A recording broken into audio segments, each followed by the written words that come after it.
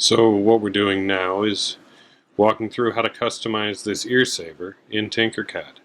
I'm going to move quickly because you can stop or rewind this video if you need to.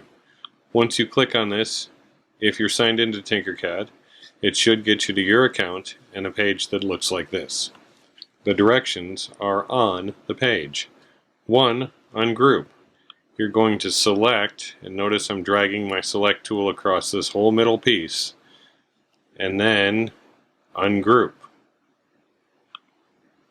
Once I've ungrouped, you can see the text is a different color than the base.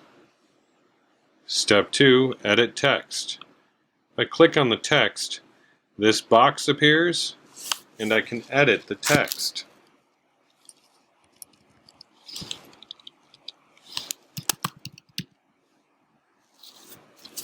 Make sure top and bottom of letters connect to base. Notice that I currently am not meeting this requirement. The E is floating out there in space and likely will not print well. Likewise, the O is floating out there in space and will not print well. So you need to make sure that your letters touch both sides of this design, and that may require all caps.